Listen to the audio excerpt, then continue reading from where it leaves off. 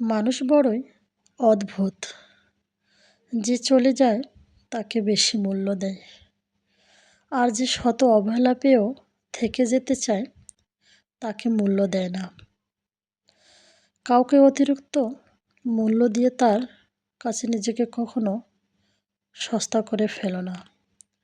নিজের মূল্যটা দূরে রাখার জন্য হলেও কখনো কখনো কঠোর হওয়া খুব দরকার, কারণ সবাই অতিরিক্ত মূল্য দেওয়ার মর্যাদা বোঝে না। হ্যালো এভরিওয়ান, আসসালামু আলাইকুম।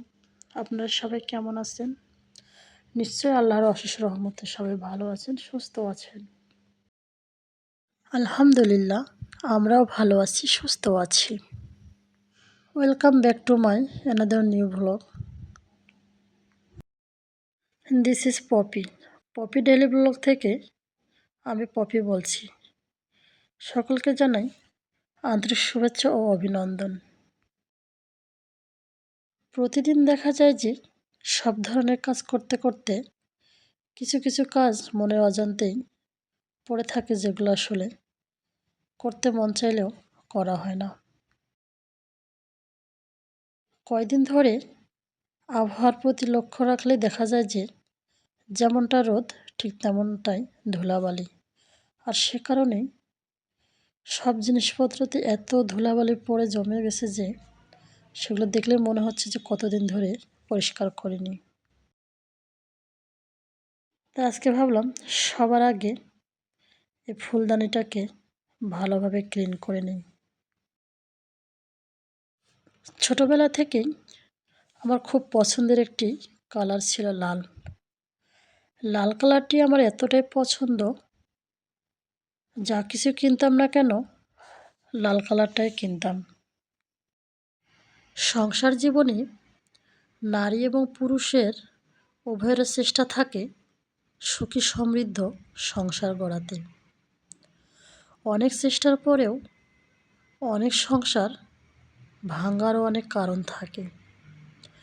একটা সংসার টিকিয়ে রাখতে যেমন নারীর অবদান রয়েছে, ঠিক তেমনটাই একটা পুরুষেরও অবদান রয়েছে। তবে কি জানেন, দুজনারই ধৈর্যের প্রয়োজন আছে। সৃষ্টির সেরা জীব মানুষ, আর আল্লাহ তাআলার অশেষ রহমতে মানুষ সুখী দাম্পত্য জীবন কাটাতে পারে, যা অন্যান্য প্রাণী পারে না। তাই মানুষ হিসেবে সবারই উচিত আল্লাহ তাআলার এই অশেষ রহমতকে শুকরিয়া আদায় করা। সকাল হলেই মনে হয় যে বাচ্চার জন্য কি নাস্তা তৈরি করব। বিশেষ করে তার জন্য সব কিছু মাথায় বুদ্ধি খাটিয়ে কাজ করতে হয়। তা না হলে অনেক সময় দেখা যায় যে সে নানা রকমের বাহানা এবং তালবাহানা করে থাকে। ওর বাবাকে নিয়ে খুব একটা ঝামেলা নেই। সকালবেলা নাস্তা না দিয়ে যদি এক মুঠ ভাত দেওয়া যায় তাতে সে খুশি, এবং সে ভাতটুকু খেয়ে অফিসে যায়। মাঝে মাঝে মনে হয় যে সে আল্লাহ তাআলা সবাইকে সব দিক দিয়ে খুশি রাখে না। যেহেতু তার বাবাকে নিয়ে খাবার দাবারের অত ঝামেলা করতে হয় না, যা দিব তাই খাবে। বিশেষ করে সকালবেলা নাস্তা না দিয়ে যদি ওকে ভাত রান্না করে দেওয়া হয় তাহলে সে খুশি। তবে আমার ছেলেটা বড্ড জেদি। তার জন্য ভাত না দিয়ে যদি নাস্তা করা যায় তাহলে সে খুব খুশি হয়। আর সে কারণেই আমি ঘুম থেকে উঠেই প্রস্তুতি নিয়েছি যে আসলে পুরি বানাবো। আর সেই অনুযায়ী আটাটা মেখে নিয়ে আমি ফ্রিজে রেখে দেব কয়েক মিনিটের জন্য। আর গত কয়েকদিন ধরে এই রসুনগুলো ছিলবো ছিলবো করে আসলে সেলাই হয় না। যখনই রান্না করতে যাই তখনই মনে হয় যে আসলে কাজটা কেন ফেলে রেখেছিলাম। অনেক সময় ভাবি যে যখন একটু ফাঁকা সময় থাকবে বা অনেক সময় বসেই থাকি, তখন হয়তো এই রসুনগুলো ছিলে একটু ব্লেন্ড করে নিব, কিন্তু আসলে তা হয়ে ওঠে না। অনেক সময় নানান কারণে বা নানান ব্যস্ততার কারণে এসব কাজগুলোকে আমি ভুলে যাই। ঈদের পর বাসা থেকে আসার সময় এই ডিমগুলো আমার শাশুড়ি দিয়েছে। তবে কি জানেন, অতিরিক্ত গরমের কারণে ফ্রিজেও কি জানি না, বাসা থেকে আসতে হয়তো ডিমগুলো ভিতরে নষ্ট হয়ে গেছে। তারপর দেখা যাক যে আজকে একটু রান্না করব, মানে ডিম ভুনা করব, সেই অনুযায়ী বের করে নিলাম। প্রয়োজনীয় মানুষকে অনেক কিছু করতে শেখায়। কথা হলো, আমি কখনো এ ধরনের কাজ করিনি বা শিখিওনি। তবে আজকে যেহেতু বাচ্চার মা হয়েছি, আসলে মা হলে নাকি সব কিছুই জানতে হয়, শিখতে হয় এবং করতে হয়। ছোটোবেলা থেকেই গল্প শুনতাম যে আসলে আমরা ভাই বোনেরা যারা বড় হয়েছি তারা খাবার দাবার নিয়ে খুব একটা বায়না করতাম না। এমনকি বাবা মারাও অতটা সময় পাইতো না। তবে আমার সন্তানকে নিয়ে যদি কিছু করতে যাই, ঠিক তখনই দেখবেন বা আমার মায়ের সামনে কোনো কিছু করলে মা অনেক কিছুই বলাবলি করে যে এখনকার যুগের বাচ্চা কাচ্চা মানুষ করতে এতটাই কষ্ট, আর এতটা মায়েরা জবরদস্তির শিকার হয় যা আসলে বলে বোঝানো যায় না। তার আগে আপুদের কাছে ছোট্ট একটু রিকোয়েস্ট, যারা আমার ভিডিওটি দেখছেন অবশ্যই লাইক দিয়ে ভিডিওটি কন্টিনিউ করবেন। আপনাদের একটা লাইক অন্যান্যদের কাছে পৌঁছে দিতে সাহায্য করবে এবং আমার কাজেরও উৎসাহ বাড়িয়ে দেবে। গতকাল বাজারে গিয়েছিলাম আর কিছু আরএফএল এর প্রোডাক্ট কিনেছি যা সংসারের জন্য কাজে লাগবে। আসলে পুরুষ মানুষ সবসময় কোনো কিছু আনতে সাহায্য না করলেও মাঝে মাঝে নিজেকে একটু যেতে হয়। আর এই লেবুগুলো দেখছেন, যখন দেখা যায় যে রাস্তার ছোট ছোট দোকানদার বা গ্রামের কিছু মানুষ কিছু বিক্রি করতে আসে, চোখে পড়লেই আমি তাদের কাছে কিছু নেওয়ার চেষ্টা করি। এতে তারা উপকৃত হয় এবং নিজেরও মধ্যে একটি স্বস্তি আসে। টাকা পয়সা মানুষের আজ আছে এবং কাল নেই, এবং অনেক সময় অনেকভাবেই জীবন থেকে অনেক কিছু হারিয়ে যায়।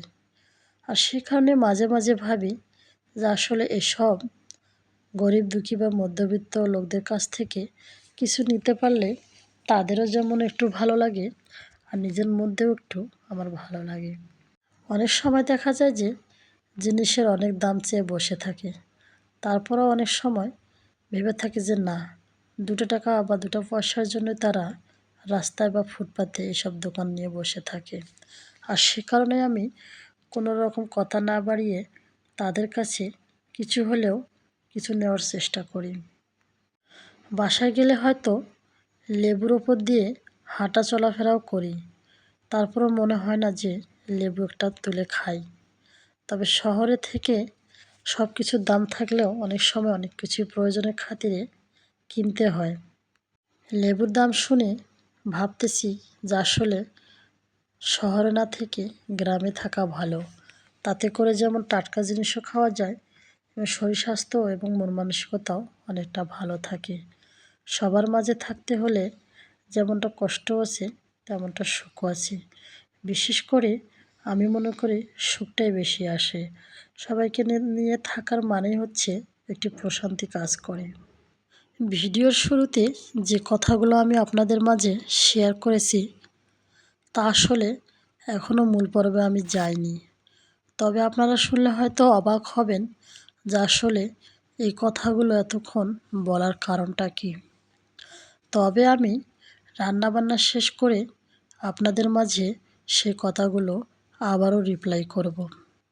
গত ভিডিওতে আমি আপনাদের কাছে একটা জিনিস শেয়ার করেছি, সেটা হলো পাখির জন্য এক পট পানি রেখেছিলাম। আসলে কি জানেন, তাদেরও মধ্যে একটা সংসার সংসার ভাব কাজ করে। মাঝে মাঝে মনে হয় যেন যে আসলে ডানা থাকলে উড়ে বেড়াতাম। কিন্তু কি জানেন, যাদের ডানা আছে তারা হয়তো ভাবছে যে আমরা মানুষ হলেই সুখী ফ্যামিলি নিয়ে বসবাস করতে পারতাম। আসলে কি সব ইচ্ছা সব সময় পূরণ হয় না। সব কিছু নিয়ম মাফিক চলেই, আল্লাহর দেওয়া নিয়মকানুন মেনে চললেই সব কিছু ঠিকঠাকভাবে চলে। তারপরেও অনেক সময় নানা বাধার সম্মুখীন হলেও দেখা যায় যে নিজের জীবনটাকে টিকিয়ে রাখাই মুশকিল হয়ে পড়ে। ঠিক তেমনি সংসার লাইফেও যেমন আমাদের সুখ সমৃদ্ধি আছে, তেমনি ওদেরও মাঝে এই সুখ সমৃদ্ধিটি আছে। গত কয়েকদিন ধরে অতিরিক্ত গরমের কারণে আসলে ডিম জিনিসটা কি বুঝতেছি না বলতে ভুল হবে। আসলে ডিম রান্না করতে গেলে ভেবে থাকি যে আসলে না, ডিম খাবো না। তো আজকে যেহেতু কয়দিন ধরে আবহাওয়াটা ভালো চলতেছিল, তাই ভাবলাম একটু টমেটো দিয়ে ডিম ভুনা করব। টমেটোর সিজন মানেই আমার সব তরকারিতে একটু একটু টমেটো থাকবেই। আর টমেটো জিনিসটা আমার এতটাই পছন্দ, বিশেষ করে আমার হাজব্যান্ডের, ওর জন্যই সব তরকারিতে একটু একটু করে দেওয়াই লাগে। বিশেষ করে যখন একটু বড় মাছ রান্না করব, তখন আমি প্রায় 2-1টা টমেটো কেটে দিয়ে রাখি, যাতে করে যেমন টমেটোর ফ্লেভারটাও ভালো লাগে এবং মাছটাও অনেক টেস্টি হয় এবং খেতেও ভালো লাগে। গল্প বলতে বলতে আমার রান্না প্রায় শেষ হয়ে গেল। সেগুলো আমি ধীরে ধীরে পরিবেশন করব। তবে এখন খাওয়ার জন্য নয়, টেবিলে পরিবেশন করে রেখে দেব। 2টা মানুষের জন্য খুব একটা রান্নাবান্না করি না। যেটুকু রান্নাবান্না করি আবার ওইটুকুই থেকে যায়। তো আপুরা, কথা না বাড়িয়ে মূল পর্বে আমি এসেছি। এখানে দেখতে পাচ্ছেন যে একটা পাখি দরজার উপরে কিচিরমিচির আওয়াজ করতেছিল। আমি অনেক সময় লক্ষ্য করলাম পাখিটা কেন এখানে কিচিরমিচির করতেছে। আসলে কি জানেন, উপরে যে বাসাটা ওরা বেঁধেছে, আসলে এই পাখিটি হচ্ছে শালিক পাখি আর বাসাটা হচ্ছে চড়ুই পাখির।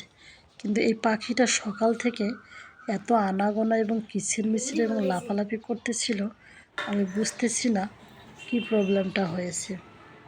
নতুন বাসায় ওঠার সাথে সাথে দেখি যে ছোট ছোট পাখির বাচ্চার কিচিরমিচির আওয়াজ। তবে দেখে এবং শুনে খুবই ভালো লাগলো।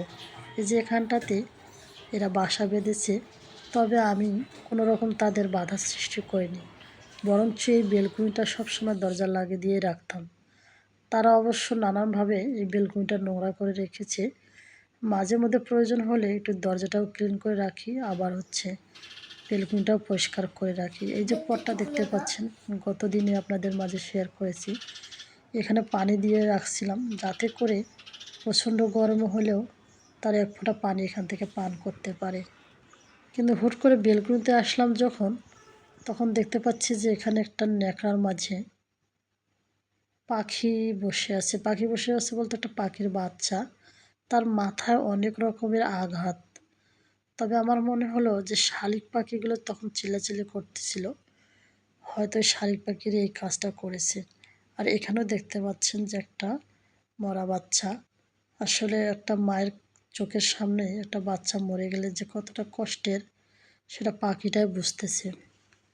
তবে এই কাহিনী আসলে আমি এতক্ষণেই বুঝতে পারলাম যে শালিক পাখিগুলো এতক্ষণ ধরে কিচিরমিচির আওয়াজ করতেছিল এবং ওই বাসাটাতে বারবার যাওয়া আসা করতেছিল। আসলে বাসাটা বা তাদের সংসারটা ভেঙে দেওয়ার মূল কারণ হচ্ছে শালিক পাখি। এখানে দেখতেছেন চড়ুই পাখিটা, এটা হচ্ছে মা চড়ুই পাখি। এ মুখে খাবার নিয়ে অনেকক্ষণ ধরে লাফালাফি করতেছে। আসলে আমাকে দেখে হয়তো আসতে চাচ্ছে না, কিন্তু মা তো মাই, সে পাখি হোক বা পশু হোক বা মানুষ হোক।